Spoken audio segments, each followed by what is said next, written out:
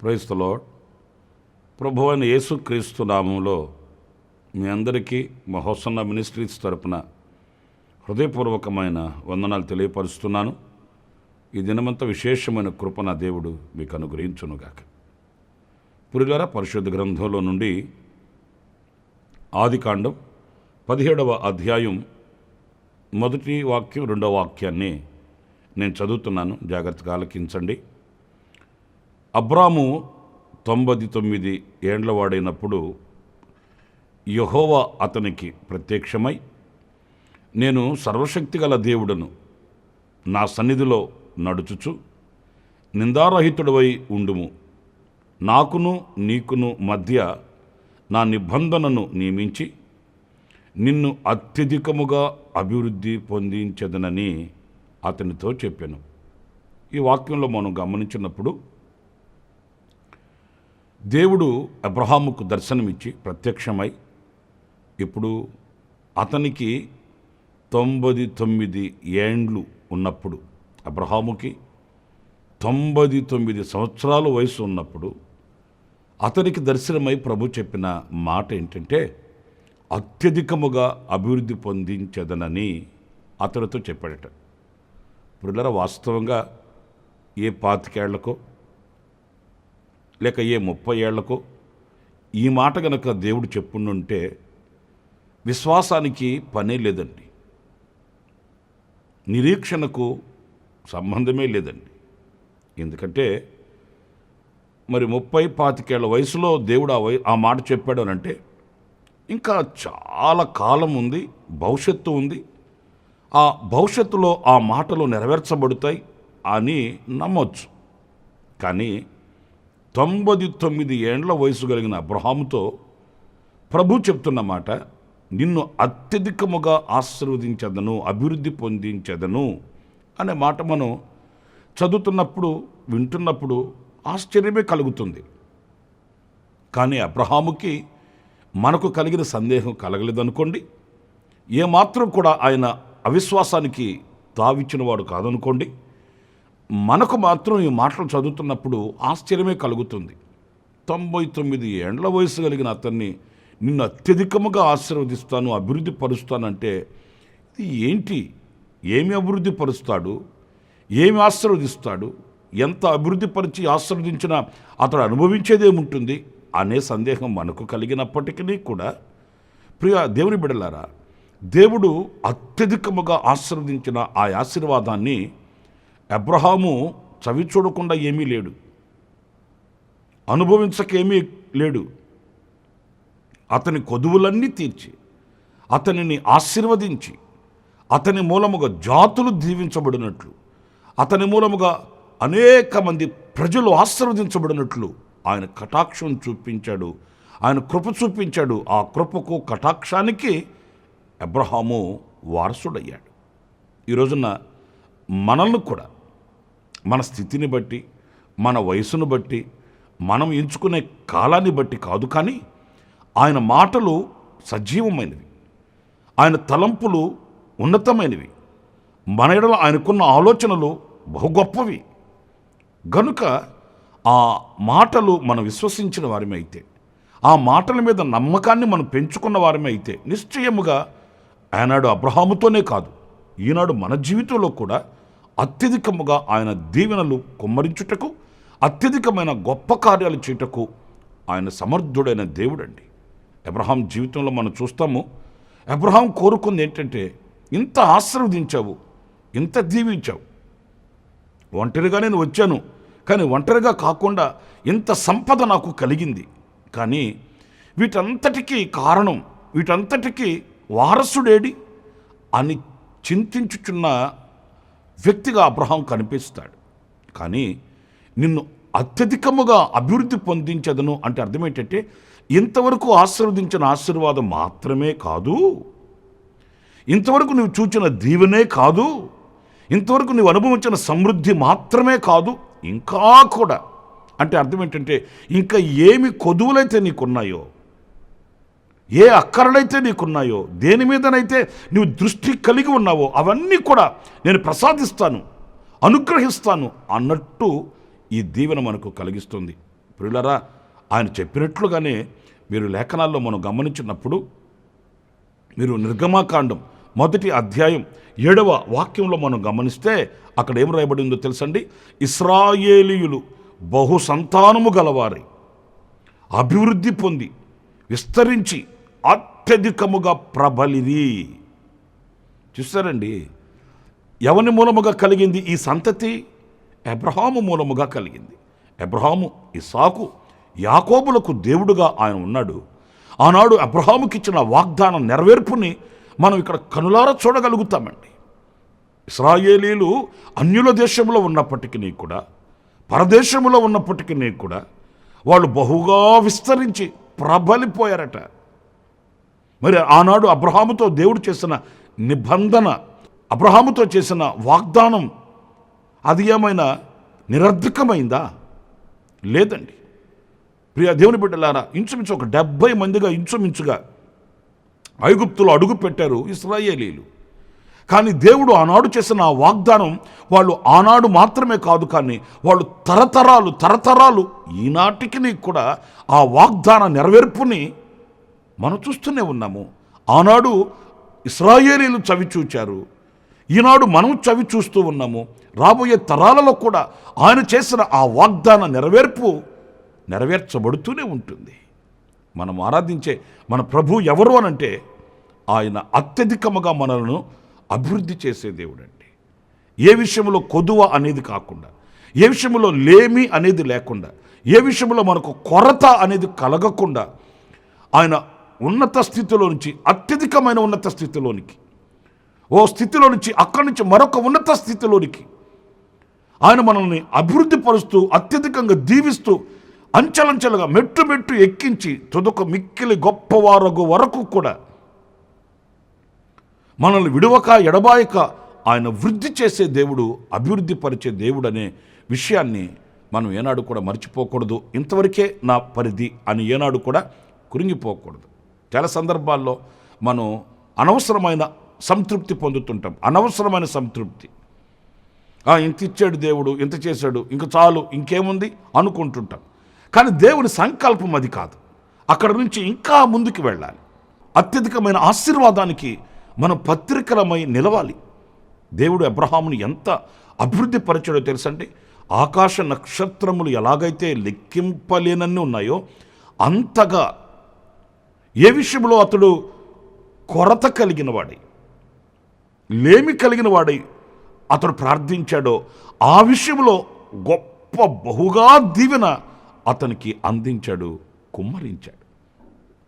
ఈరోజున నా ప్రియ సహోదరులారా, ఆనాడు అబ్రహాముని ఆశీర్వదించిన దేవుడు, అత్యధికముగా దీవెనలు కుమ్మరించిన దేవుడు, ఈనాడు మన మీద కూడా ఆ దీవెనలు ఆయన కుమ్మరించుటకు, మనల్ని దీవించుటకు ఆయన శక్తి గలవాడండి. సంతాన అభివృద్ధిని కలిగించి ఆకాశ నక్షత్రాల వల్ల ఆశీర్వదించడం మాత్రమే కాదు. మన పరిశుద్ధ గ్రంథంలో రాజుల 1వ గ్రంథం 1వ అధ్యాయం 40వ వాక్యంలో కూడా మనం గమనిస్తే అక్కడ ఆ జనులందరూ అతని వెంబడి వచ్చి పిల్లన గురువులను ఉదుచు వాటి నాదము చేత నేల బ్రద్దొలగునట్లు అత్యధికముగా సంతోషించిరి. చూసారండి, ఇక్కడ అత్యధికమైన సంతోషము అనే మాట మనం చదువుతామండి.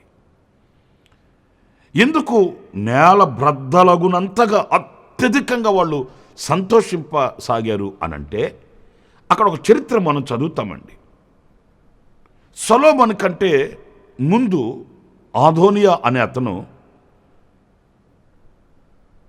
కొంతమంది జనాన్ని పోగు చేసుకుని వెళ్ళి పట్టాభిషేకం చేయించుకొని దావీదు తర్వాత నేను మీకు రాజుని అని విర్రవీగుతున్నాడు. కానీ దేవుని సంకల్పం అది కాదు. దావీదు బ్రతికున్నప్పుడే ప్రభు చెప్పాడు, నీ కుమారుడైన సొలొమోనుని నేను ఏర్పరచుకొని ఉన్నాను, అతనికి జ్ఞాన సంపదను ప్రసాదిస్తాను, అతని మూలముగా నా ఆలయం కట్టబడుతుంది అని దేవుని ప్రణాళిక అలా ఉంది. కానీ ఈ మధ్యలో దావీదు వృద్ధాప్యంలోనే ఉన్నాడు, సజీవుడుగానే ఉన్నాడు. కానీ ఈ ఆదోనియా అనే అతను ఏం చేస్తాడో తెలుసండి, దావీదు తర్వాత నేనే రాజుని అని పట్టాభిషేకం చేయించేసుకొని తమకంటూ కొంతమందిని పోగు చేసేసుకొని అతడు విర్రవీగుతున్నాడు. ప్రజలందరూ ఆశ్చర్యపడిపోయారు. ఒక వింత, దావీదుకి తెలియదు ఈ విషయము.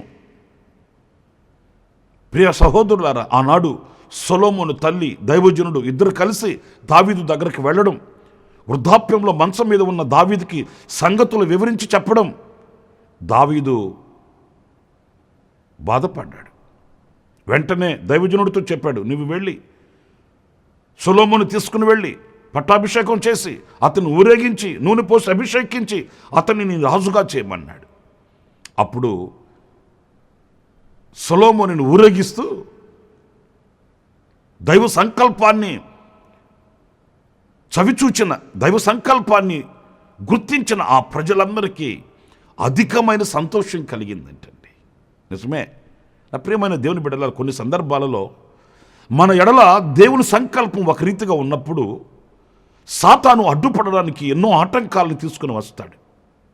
మనం అనుభవించవలసిన ఆశీర్వాదాన్ని, మనం అనుభవించవలసిన ఘనతని, మనం పొందుకొనవలసినటువంటి ఆ ఉన్నతమైన మెప్పుని, మనం పొందుకొనవలసిన ఆ దేవుని యొక్క ఆశీర్వాదకరమైన అనుభవాల్ని ఆటంకపరిచి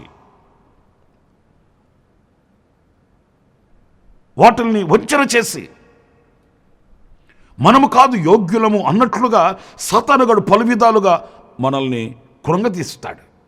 అయితే ఒక్కటి మాత్రం వాస్తవం, అదేంటంటే అది దేవుని ప్రణాళిక కదా, దేవుని యొక్క ఆలోచన కదా. మరి ఆ దేవుని ఆలోచన, దేవుని ప్రణాళికకి ఎదురుగా నిలబడగలిగిన శక్తి ఎవరికి ఉంది? మనం కృంగిపోకూడదు, మనం బాధపడకూడదు. అయ్యో నాకు రావాల్సిన ప్రమోషన్ మరొకరు తీసేసుకున్నాడే, నాకు రావాల్సిన ఉద్యోగం మరొకడు తీసేసుకున్నాడే, నాకు రావాల్సిన ఇల్లు మరొకడు తీసేసుకున్నాడే, నాకు రావాల్సిన ఆస్తి మరి దొంగతనంగా అక్రమంగా కొట్టేశారే. ఇలాంటివి మనకు ఎదురైనప్పుడు మనం కృంగిపోకూడదు, ప్రార్థన మాత్రం చేయాలి, దేవునికి అప్పగించాలి. ఎందుకంటే మనం ఆరాధించే మన దేవుడు నీతి అయిన న్యాయాధిపతి అయిన ప్రభువు అండి. ఆయన మనకు అత్యధికమైన సంతోషాన్ని కలిగిస్తాడు. సంతోషం కాదు, అత్యధికమైన సంతోషం ఎప్పుడు కలుగుతుంది? అత్యధికమైన సంతోషము అనంటే మనము ఊహించనిది మనకు అనుగ్రహింపబడినప్పుడు, మనం తలంచనిది మనకు చేరువైనప్పుడు, ఏ విషయంలో మనం కృంగిపోయామో ఆ విషయంలో మనకు జయము కలిగినప్పుడు అత్యధికమైన సంతోషం మనకు కలుగుతుంది. ఆ రీతిగా ఆయన మనకు అత్యధికమైన సంతోషాన్ని కలిగిస్తాడు. ఒకవేళ సొలొమోను అనుకొని ఉండవచ్చు, ఏంటి ఇలా జరుగుతుంది, మరి మా నాన్నేమో ఇన్ని విషయాలు నాతో చెప్పాడు, మరి అదోనియా వెళ్ళి ఈ పని చేసేసాడు, ఇప్పుడు మా నాన్న వచ్చి కార్యాలు చేయడానికి, మా నాన్న వచ్చి మాట్లాడడానికి ఆయన వృద్ధాప్యంలో ఉన్నాడు, ఎవరు చేస్తారు ఇవన్నీ అని ఒకవేళ సొలొమోను అనుకొని ఉండవచ్చేమో. కానీ సర్వశక్తి కలిగిన దేవుడు ఉన్నాడు కదా, ఆయనకి ఎప్పుడు ఎలా ఎక్కడ ఏం చేయాలనో ఆయనకు బాగా తెలుసు. గనుక నా ప్రియ సహోదరులరా, ఆనాడు ప్రజలు భూమి బ్రద్దలయ్యే అంతగా పిల్లను గ్రోవులు ఊదుచు నాదముల చేత నేల బ్రద్దలయ్యే అంతగా వాళ్ళు హర్షించి ప్రహర్షించి ఆనందించి అత్యధికముగా సంతోషించారట. అంతటి అత్యధికమైన సంతోషాన్ని నా దేవుడు నీ గుండెల్లో, నీ కుటుంబంలో, నీ సంఘములో, అలాగే నీవు నివసించే సమాజంలో ఆయన కలిగించాలని ఆశ కలిగిన దేవుడు. ఎప్పుడు కూడా మనం దుఃఖంతో, కన్నీళ్లతో, వేదనతో, వ్యాధితో బాధపడుతుంటే ఆయన చూసి ఆనందించేవాడు కానే కాదండి. ఆయన చూసి దాటుకుని పోయేవాడు కాదు, నవ్వుకుంటూ వెళ్ళిపోయేవాడు కాదండి. నిశ్చయముగా ప్రియ సహోదరులారా, ఆయన మనకు అత్యధికమైన సంతోషాన్ని కలిగిస్తాడు. మనము ఆయన చేసిన గొప్ప కార్యాలు తలంచి ఆయనను మహిమపరిచే విధంగా ప్రభు మనల్ని ఆయన నడిపిస్తాడు. ఆ రీతిగా ఆయన మనల్ని మరి ఆశీర్వదిస్తాడు. ఇంకొక మాట నేను మీతో చెప్పనా? రోమపత్రికలో పరిశుద్ధులైన పౌలు 8వ అధ్యాయం 37వ వాక్యంలో మరి చక్కటి మాట వ్రాశాడు. ఆ మాట ఏంటంటే, మనలను ప్రేమించు వాని ద్వారా మనము వీటన్నిటిలో అత్యధిక విజయము పొందుచున్నాము. అత్యధికమైన విజయము, మామూలు విజయం కాదండి, అత్యధికమైన విజయం. ఇక్కడ మనం గమనించాలి, ఎందుకు పరిశుద్ధులైన పౌలు మాటలు చెప్తున్నాడంటే, మనలను ప్రేమించు వాని వలన. ఎవరు మనల్ని ప్రేమించేది? ఎవరి ప్రేమ శాశ్వతము? శాశ్వతమైన ప్రేమ మనకు ఎవరి వలన కలుగుతుంది? మనల్ని ప్రేమించువాడు ఒక్కడే. శాశ్వతమైన ప్రేమతో మనల్ని ప్రేమించుచున్న దేవుడు ఒక్కడే. ఆయన మన ప్రభువు అయిన యేసుక్రీస్తు. అందుచేత మనల్ని ప్రేమించుచున్న వాని వలన వీటన్నిటి మీద అత్యధికమైన విజయము పొందుతున్నాము.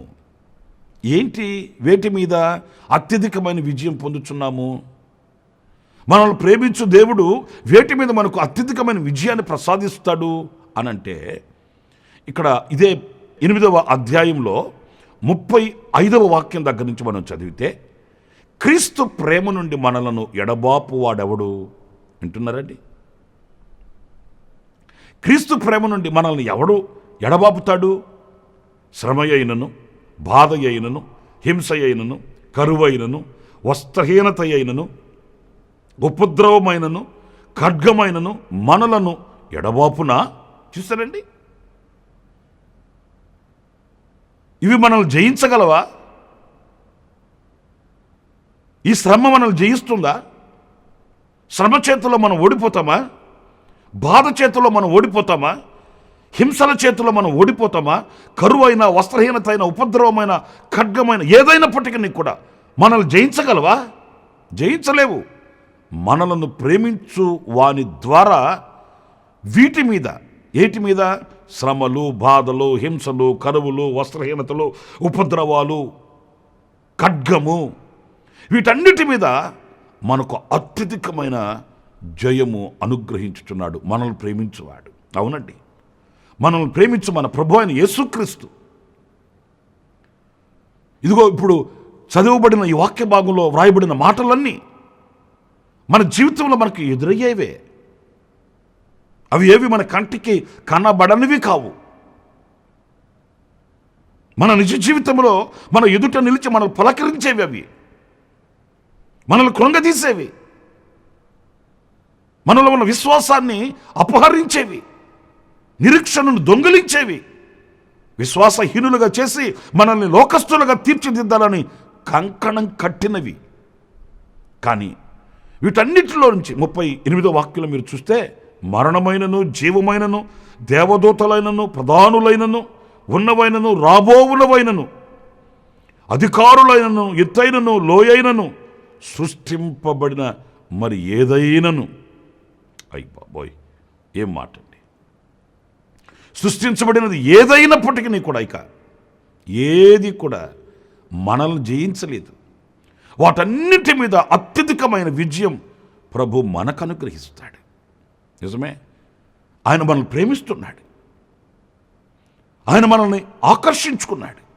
జగత్తుకు పునాది వేయబడక మునిపే ప్రేమలో, క్రీస్తులో ప్రేమ చేత మనల్ని ఆయన ఎన్నుకున్నాడు, ఏర్పరచుకున్నాడు.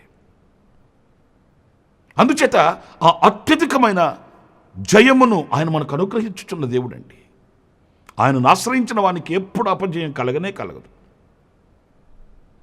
ఆయనను నమ్ముకున్న వానికి ఎప్పుడు నగుబాట్లతో తలదించుకోవలసిన అవసరత లేదు.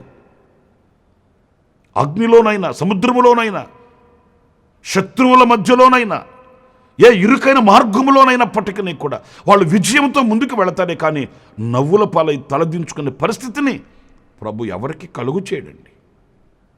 ఒకవేళ మన బ్రతుకులలో అలాంటి అనుభవాలు కలుగుతున్నాయంటే మనము ఆయనను వెంబడించు విషయంలో, మనము ఆయనను ప్రేమించు విషయంలో ఎక్కడో మనము బలహీనులమయ్యాము అనే విషయాన్ని మనం గుర్తించాలి. ఎందుకంటే మనల్ని ప్రేమించు దేవుడు మనకు ఎప్పుడు అత్యధికమైన జయమే ఇస్తాడు.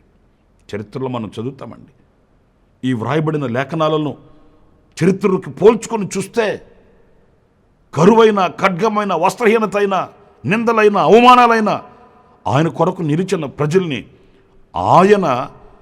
ఆయన స్వహస్తాలతో ఊబిలో నుండి లేపి బండ మీద నిలబెట్టినట్లుగా ప్రభు వాళ్ళ తలపైకి ఎత్తి ఘనపరిచేడే కానీ ఎక్కడ కించపరచబడినట్లుగా, వాళ్ళు నవ్వులు పాలైనట్లుగా లేఖనంలో ఎక్కడ మనం చూడలేము.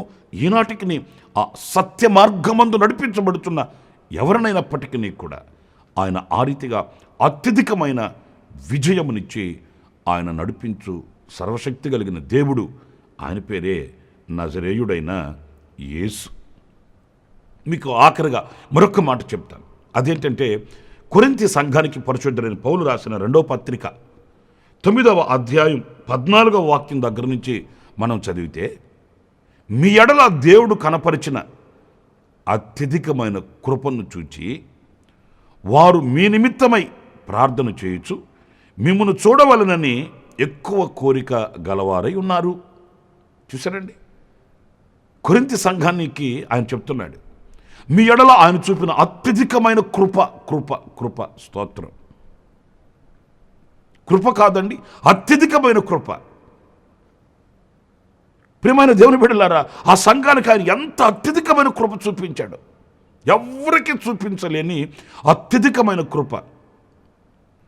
నిన్నటి రోజున అనుభవించిన కృప కాదు, పోయిన సంవత్సరం అనుభవించిన కృప కాదు, గత సంవత్సరాలలో అనుభవించిన కృప కాదు. ప్రతిదినం ప్రతిదినం నవనూతనమైన కృప, నవనూతనమైన కృప, నవనూతనమైన కృప. అందుకే ఈ సందేశాలకి కూడా అనుదిన కృప అని ఎందుకు నామకరణం చేయబడిందంటే, ఇది ప్రతిదినము పొందుకొనవలసిన కృప, ప్రతిదినం ఆ కృప యందు ఆనందించవలసిన కృప, ప్రతిదినం ఆ కృపను ధ్యానించి ప్రభుకి కృతజ్ఞత స్తుతి చెల్లించవలసిన కృప ఇది. ప్రియ దేవుని బిడ్డలారా, ఒకసారి మనల్ని మనం పరిశీలించుకొని పరీక్షించుకుంటే నిజంగా దేవుడు మనకు ఎంత కృపనిచ్చాడో, ఎంత అత్యధికమైన కృపను మనకు పంచాడో. ధనవంతులకు భాగ్యవంతులకు లేని ఈ భాగ్యాన్ని, ఈ ధన్యతని అభాగ్యులమైన మనకు ఆయన ప్రసాదించి ఈరోజున ఆ అత్యధికమైన కృప చేత మనం హర్షించేటట్లు, ఆయన సన్నిధిలో సజీవులమై ఉండేటట్లు, ఆయన ముఖదర్శనం చేసేటట్లు, ఆయనతో సహజీవనం చేసేటట్లు ప్రభు సహాయం చేశాడండి. ఆనాడు కొరింథీ సంఘానికి మాత్రమేనా అంటే కాదు, మనకు కూడా. మరి ఆ కొరింథీ సంఘాన్ని యొక్క పరిస్థితి మనం చూసినప్పుడు ఎన్నో లోటుపాట్లు ఉన్నాయి ఆ సంఘంలో. దేవునికి హేయమైన కార్యాలు ఉన్నాయి. అలా హేయమైన కార్యాలు ఉన్నాయని, ఆ లోటుపాట్లు ఉన్నాయన్న సంఘాన్ని విడిచిపెట్టలేదు ఆయన. ఎక్కడ పాపము విస్తరించునో అక్కడ కృప అధికముగా ఉండును అనే మాటకు అర్థం ఏంటంటే, ఆ పాపము విస్తరించిన చోట అత్యధికమైన కృపను వారి మీద చూపించి ఆ పాపపు ఊబిలో నుంచి ప్రభు వారిని లేవనెత్తువాడు. త్రోసివేసేవాడు కాదు, దాటుకుని వెళ్ళేవాడు కాదు, అసహించుకునేవాడు కాదు. ఆయన కృపా సత్య సంపూర్ణుడు, ఆయన కృపా నిధి. ఆ కృప చేత ఆ సంఘాన్ని, సంఘములో ఉన్న వారిని ఆయన వైపు తిప్పుకున్నాడు. ఆ రీతిగానే ఈరోజున మన ఎడల ఆయన అత్యధికమైన కృప చూపించు దేవుడు అన్నప్పుడు, ప్రియ దేవుని బిడ్డలారా, ఆ కృపయందు మనం స్థిరులమై ఆ కృపను తలంచి ఆ కృపామయుని మన హృదయమారా ఆరాధించాలి, మహిమపరచాలి, ఘనపరచాలి, స్తుతించాలి. మరి ఈ రోజున మనం ఎలాగా ఆయన ఆరాధిస్తున్నాం, ఎలాగ స్తుతిస్తున్నాం, ఎలాగ మహిమపరుస్తున్నాం? నిన్ను అత్యధికముగా ఆశీర్వదిస్తానన్నాడే, ఆయా ఆశీర్వాదాన్ని మనం ఎలా అనుభవించగలుగుతున్నాం అనేది మనం గుర్తించుకోవాలి. ప్రియా దేవుని బిడ్డలారా, ఆనాడు ఆయన అబ్రహాముతో చెప్పిన ఆ మాటని ఈ రోజుకి మనం ఒక్కొక్కటి ధ్యానించుకుంటూ వస్తే, ఆయన అత్యధికమైన కృపని మనకు అనుగ్రహించిన దేవుడు, ఆయన అత్యధికమైనటువంటి మరి జయాన్ని మనకు అనుగ్రహించిన దేవుడు, అత్యధికమైనటువంటి సంతోషాన్ని మనకు అనుగ్రహించిన దేవుడు, అత్యధికమైనటువంటి దీవెనలతో విస్తారమైన జనముగా మనల్ని అభివృద్ధి చేసి ఈరోజు ఒక సహవాసముగా తీర్చిదిద్దిన గొప్ప దేవుడు, మనం ఆరాధించే దేవుడు. ఆయన నామం స్తుతింపబడునుగాక. ఇంకా ఆయన కృపను తలంచి స్తుతించి ఆరాధించలేకపోతున్నావా? తీర్మానం చేసుకో, శిరస్సు ఉంచి ప్రభుని మరి ఆరాధించు, మహిమపరచు. ఆయన దీవెనలు మరి అపరిమితమైనవి, కొలత లేనివి, హద్దులు లేనివి.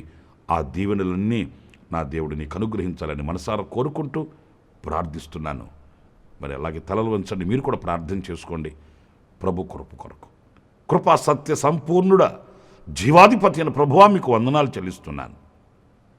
ఇదిగో ఈవేళ మీ అత్యధికమైనటువంటి ఆశీర్వాదాలు ఎలాంటివో మేము తలంచగలిగాము. అవి ఏ రీతిగా ప్రత్యక్షమవుతాయో ధ్యానించగలిగాము. నిజమే, అత్యధికమైనటువంటి దీవెనలతో ఇశ్రాయేలీయులను విస్తరింపచేశావు, అందుకు నీకు స్తోత్రం. సంతోషం చేత నాయనా, అత్యధికమైన సంతోషం చేత నీ ప్రజలను నింపావు, అందుకు నీకు స్తోత్రం. అత్యధికమైన జయము చేత నింపావు, అందుకు నీకు స్తోత్రం. అత్యధికమైన కృప చేత ఆనాడు ఈనాడు మమ్మల్ని నింపుతూనే ఉన్నావు, మమ్మల్ని బ్రతికించావు నాయన, అందుకు నీకు స్తోత్రాలు చెల్లిస్తున్నాను. నీ అత్యధికమైన కృపయందు మేము నిలిచి ఉన్నాం కనుక సజీవులమై నీకు సాక్షిగా నిలిచి ఉన్నామనే విషయం మరొక్కసారి జ్ఞాపకం చేసుకొని నాయన మీకు కృతజ్ఞతాస్తుతి చెల్లిస్తూ శిరస్సు వంచి నమస్కరిస్తూ రాబో దినములలో కూడా నీ కృప చేత మమ్మల్ని సమృద్ధిగా బలపరిచి మమ్మల్ని నడిపించమని యేసు ప్రశస్త నామములో ప్రార్థించి వేడుకొనుచున్నాను తండ్రి. Amen, amen, amen. ప్రభు మిమ్మల్ని దీవించి ఆశీర్వదించుడుగాక.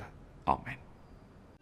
ప్రతి దినము ఈ అనుదిన కృప సందేశాల కొరకు, ఇంకా మరిన్ని ఆత్మ సంబంధమైన సందేశాల కొరకు ఈ మా యూట్యూబ్ ఛానల్ ని సబ్స్క్రైబ్ చేసుకోండి. Pastor Ramesh hosanna ministries.